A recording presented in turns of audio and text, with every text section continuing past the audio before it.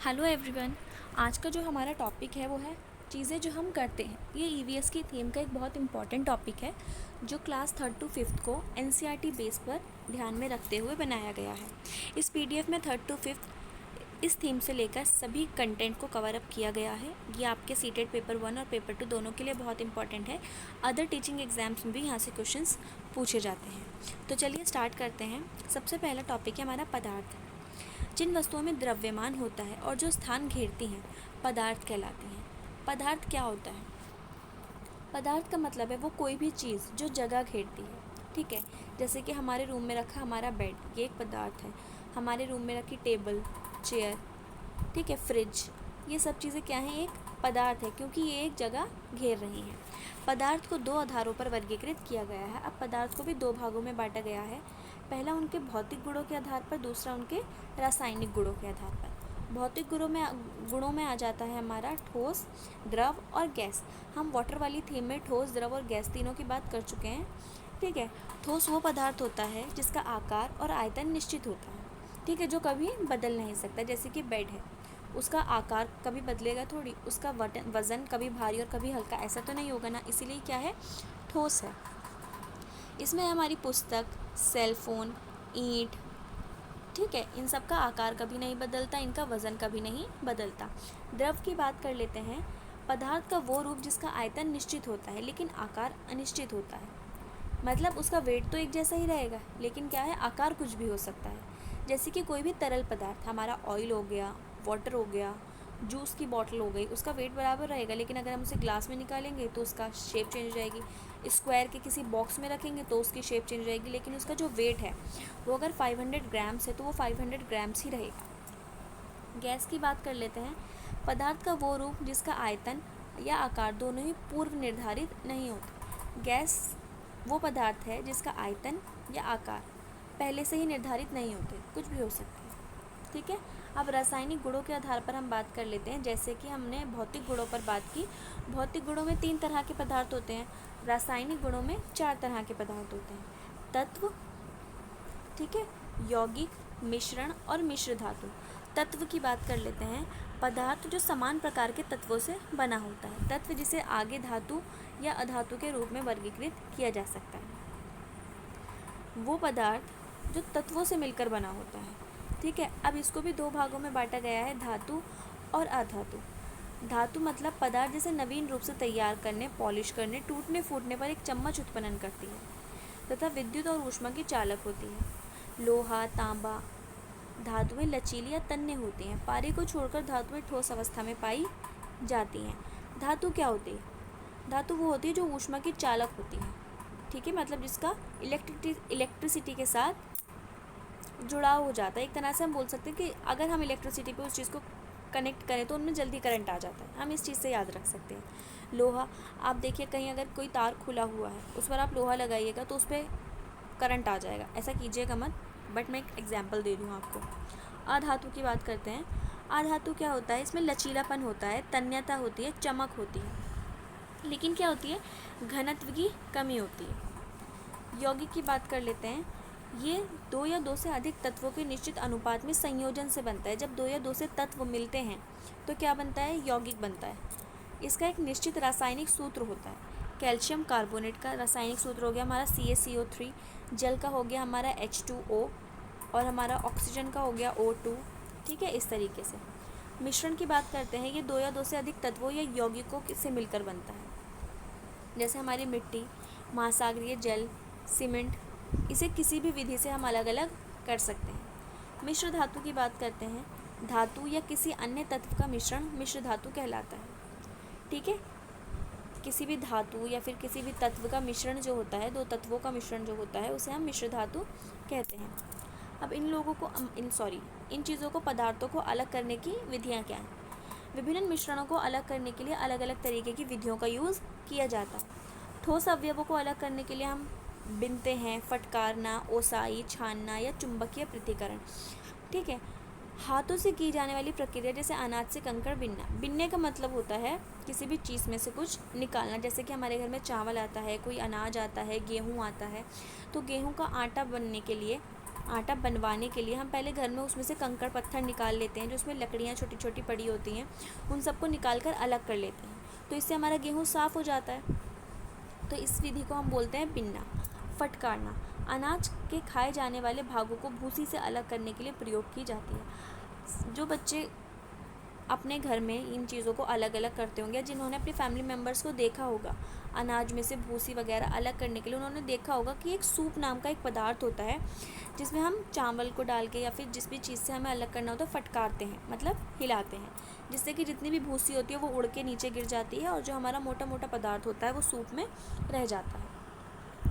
OSI की बात करते हैं। फटकारने के बाद की जाने वाली विधि अनाज में मिली भूसी को अलग करने के लिए इस्तेमाल की जाती है।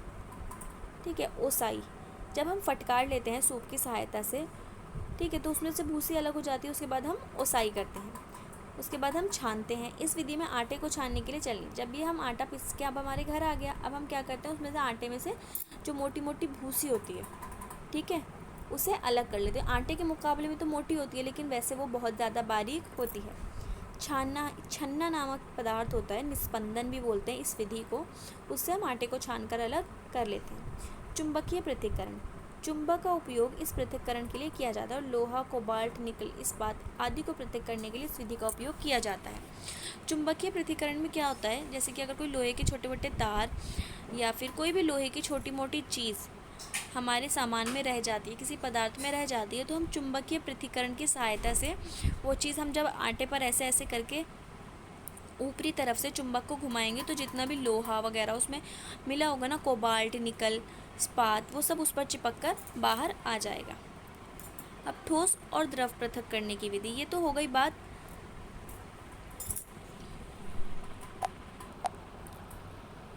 हमारे रासायनिक गुणों के पृथक्करण की। अब हम देखेंगे ठोस और द्रव पृथक्करण मतलब अलग अलग करने की विधि। तो इसकी भी 6 विधियां हैं: अवसाधन, निस्तांतरण, निस्पंदन, वाष्पीकरण, केंद्रापसारण और आसवन।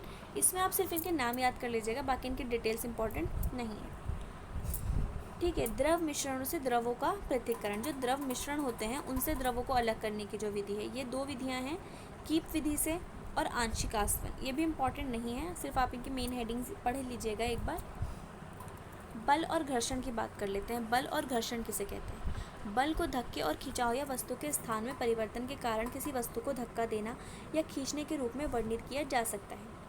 ठीक है, किसी भी चीज़ पर हम धक्का लगाते हैं या किसी भी चीज़ को अपनी तरफ खींचते हैं तो उसकी जगह में परिवर्तन होता है, वो एक जगह से दूसरी जगह पहुंच जाती है। धक्का देने से अगर हम पीछे की तरफ से उसे धकेलेंगे तो वो धक्का देना, आगे की तरफ से करेंगे तो उसे खींचना हो गया, तो वो अपनी जगह में परिवर्तन कर लेती है। इसे हम क्या बोलते हैं? बल। लेकिन घर्षण वो बल है जो किसी धक्के या खिंचाव के कारण गति विरोध करता है। घर्षण क्या है? घर्षण वो बल है, मतलब जब हम किसी भी चीज़ पे धक्का लगाते हैं या किसी भी चीज़ को खिंचाव करते हैं, ठीक है, तो जो उसके विरोध में गति होती है उसे हम क्या बोलते हैं? घर्षण। घर्षण बल प्रेरक बल की दिशा के विपरीत दिशा में कार्य करता है।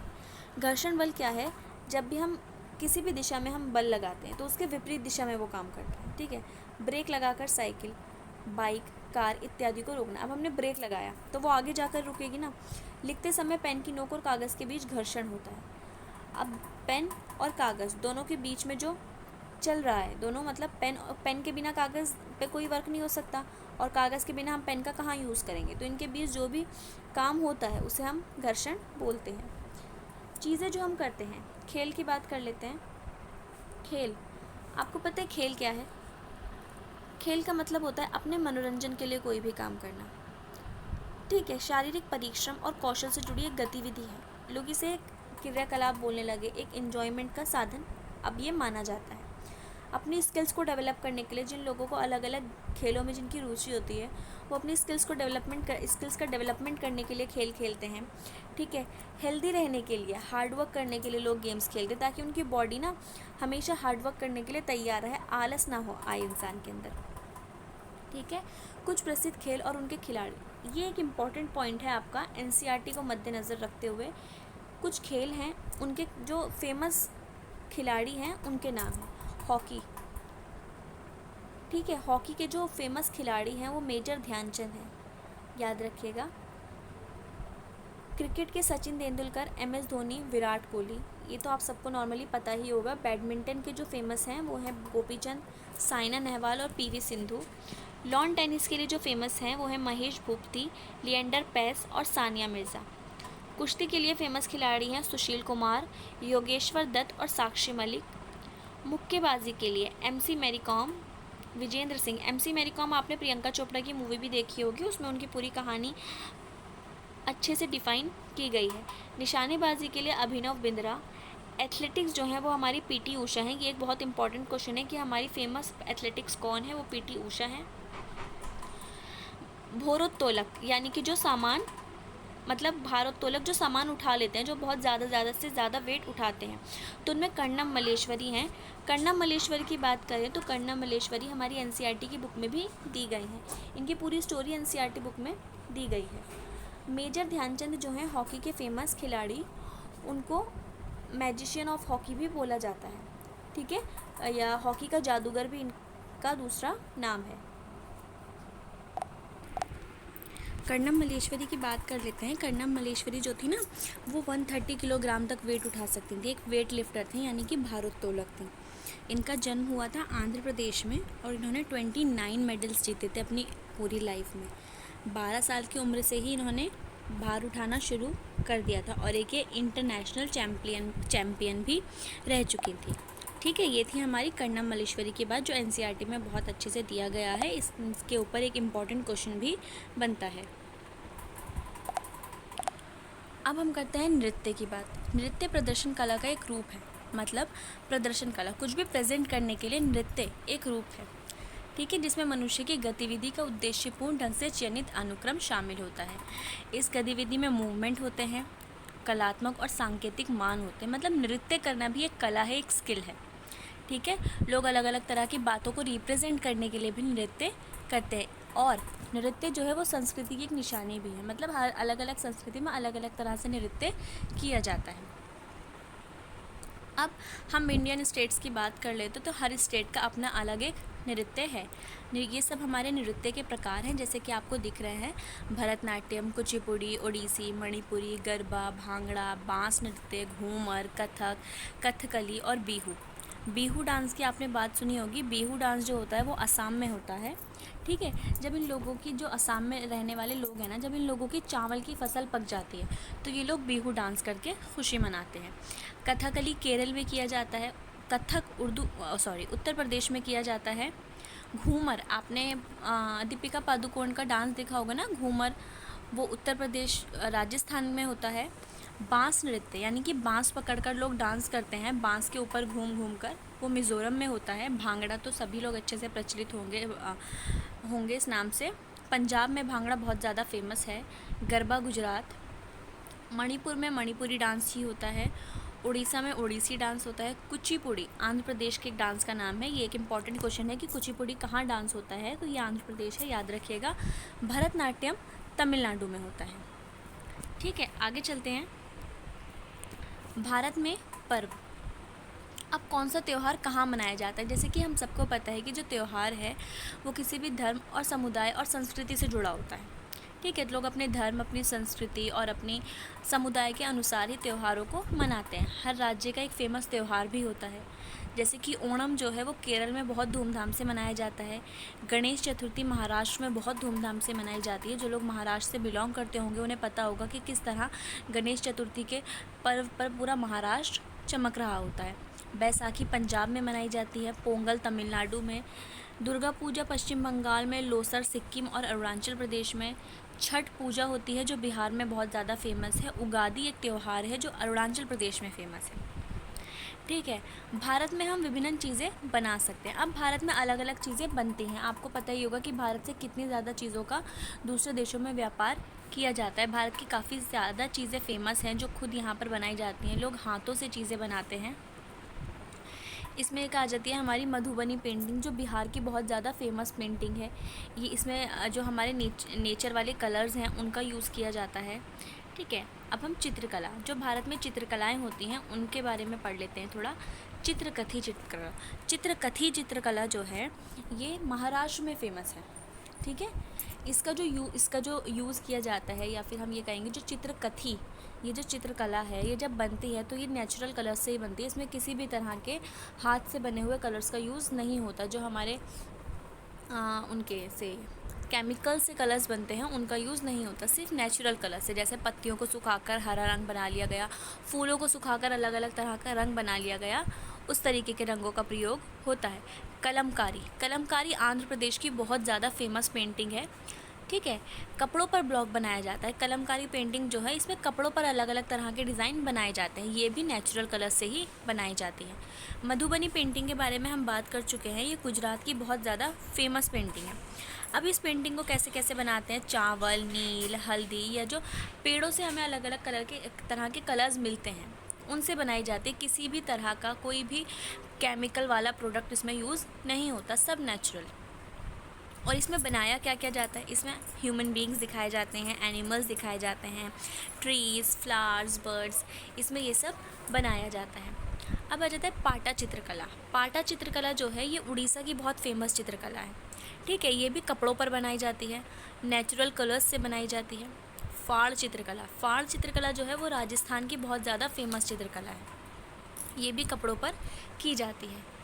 अब हम पारंपरिक कला की बात कर लेते हैं, उनका क्षेत्र और उनके राज्य। जामदनी, ये एक कला है जो पारंपरिक कला है जो पश्चिम बंगाल में की जाती है। पटोला, बंदना डिज़ाइन, चिकनकारी, मूगा सिल्क, पोचमपल्ली। ठीक है। पोचमपल्ली मशहूर साड़ियाँ, देखो पोचमपल्ली जो है ना वो आंध्र प्रदेश में है। ये बहुत इंपॉर्टेंट क्वेश्चन है पोचमपल्ली से रिलेटेड, जो हमारे 3rd to 5th में किसी एक बुक में EVS की दिया हुआ है, NCERT से ही है ये क्वेश्चन। ये आंध्र प्रदेश का एक मशहूर साड़ी का नाम है। ठीक है। 2 तरह की साड़ियाँ बनती हैं, पोचमपल्ली और कलमकारी, याद रखिएगा। इत्र उद्योग, कन्नौज उत्तर प्रदेश का एक छोटा सा शहर है जहाँ जो इत्र के लिए बहुत ज़्यादा फेमस है। यहाँ पर अलग अलग तरह के इत्र का उत्पादन किया जाता है। पश्मीना शॉल से तो आप सभी बहुत अच्छी तरह से वो रूबरू होंगे। पश्मीना शॉल के बारे में हम सभी जानते हैं। पश्मीना शॉल ना जम्मू कश्मीर की बहुत ज़्यादा फेमस शॉल है। पश्मीना शॉल इतनी ज़्यादा हल्की होती है ना कि इसमें बिल्कुल भी वेट नहीं होता, और गर्म ये 10 शॉल्स के मुकाबले में इतनी ज़्यादा गर्म होती है। ठीक है। पश्मीना शॉल 6 स्वेटर जितना गर्म होता है, याद रखिएगा। जो पश्मीना शॉल है वो 6 मोटे मोटे स्वेटर्स ले लीजिए आप, बहुत मोटे मोटे, उनके बराबर ये गर्म होती है। बहुत पतली होती है, बहुत ज़्यादा हल्की होती है ये। ठीक है। ये एक बकरी के ऊन से बना होता है, एक अलग प्रकार की बकरी होती है, उसके ऊन से पश्मीना शॉल बनाई जाती है। 5000 मीटर की ऊंचाई पर पाई जाती है ये बकरी जो है, 5000 मीटर की ऊंचाई पर पाई जाती है, और इसी के ऊन से पश्मीना शॉल बनाई जाती है। अब इस बकरी का जो पालन होता है वो कौन करता है, आपने पिछली वीडियो में हमने चंगपा प्रजाति का नाम सुना था, चंगपा प्रजाति के बारे में पढ़ा था। ये चंगपा प्रजाति जो है ये इन भेड़ बकरियों का पालन करती है, और 5000 मीटर की ऊंचाई पर इनसे ऊन लेकर पश्मीना शॉल का उत्पादन होता है। ये शॉल जो है किसी भी तरह से मशीनों से नहीं बनाया जाता, ये सिर्फ हाथ से बनाई जाती है। पश्मीना शॉल को बनाने में 250 घंटे की आवश्यकता होती है। याद रखिएगा, एक पश्मीना शॉल 250 घंटे में बनता है। ठीक है। पश्मीना शॉल जो होता है बहुत पतला होता है, कुछ पॉइंट्स हैं याद कर लीजिएगा। 5000 मीटर की ऊंचाई पर बनता है। ठीक है। यहाँ ये जो बकरियाँ होती हैं, मतलब जिनकी ऊन से, जिनके बाल से ये बनती है, वो -40 डिग्री टेम्परेचर पर रहती हैं। ठीक है। 6 स्वेटर्स जितना गर्म होता है, हाथ से बनता है। एक मानव के, मतलब हमारा एक बाल उससे 6 गुना पतला, इतना पतला ये बाल होता है। 250 घंटे में ये बनाई जाती है, और ये बहुत ज़्यादा गर्म होती है। स्पेशल गोट्स होती हैं जिनसे पश्मीना शॉल बनती है। ऊंची जगहों पर जहाँ चंगपा प्रजाति जो रहती है वो इन जानवरों का पालन करती है। ठीक है। अब एक बार चंगपा प्रजाति के बारे में पढ़ लेते हैं। -40 डिग्री टेम्परेचर पर ये प्रजाति रहती है। ठीक है। इनको क्या कहा जाता है, चांगथांग समूह कहा जाता है। इनकी जो फैमिली होती है ना, इनके पास इतने ज़्यादा एनिमल्स होते हैं कि ये उन्हीं एनिमल्स के सहारे बहुत ज़्यादा रिच हो जाते हैं। ये 5000 मीटर की ऊंचाई पर होते हैं, जहाँ पर सांस लेना बहुत ज़्यादा डिफ़िकल्ट होता है, सर दर्द रहता है, और हमेशा कमज़ोरी वाली फीलिंग आती है। 5000 मीटर आप सोच सकते हो कि कितना ऊंचा होगा। अब ये लोग क्या है, ये एक जगह से दूसरी जगह अपने शीप्स, अपने गोट्स को लेकर आते जाते रहते हैं। एक तरह का टेंट का यूज़ करते हैं। इनके टेंट को कहा जाता है रेबो। याद रखिएगा, इनके टेंट को कहा जाता है रेबो। रेबो नाम अगर कहीं भी आए टेंट से रिलेटेड तो ये चंगबा प्रजाति के टेंट का नाम है। ठीक है। चांगथांग जो जगह है ये लद्दाख के पास है। याद रखिएगा, चंगबा प्रजाति लद्दाख के आसपास रहती है। एक जगह से दूसरी जगह जाने के लिए इनको पैकिंग करनी पड़ती है। अब इनको अपनी कंप्लीट पैकिंग करने में, अपना टेंट, अपना सारा ज़रूरत का सामान, अपने जानवर, ये सब पैक करने में सिर्फ इनको 2.5 घंटे का समय लगता है। ठीक है, आगे चलते हैं। ओके, हमारा जो ये हम चीज़ें कैसे बनाते हैं इसका कंटेंट यहाँ पर ख़त्म हो जाता है। इसी से रिलेटेड आपके सीटेट के पेपर 1, पेपर 2 में यहीं से क्वेश्चन आएंगे, इसके बाहर से कुछ नहीं आएगा। इसमें सारे इंपॉर्टेंट पॉइंट्स कवर हो गए हैं। अगर आपको वीडियो पसंद आई हो, इसमें कोई भी चीज़ आपको इन्फॉर्मेशन वाली लगी हो, इम्पॉर्टेंट लगी हो, आपकी समझ में आई हो, थोड़ी भी अच्छी अगर आपको मेरी वीडियो लगी हो, तो इसको लाइक और शेयर करना ना भूलें। Thank you.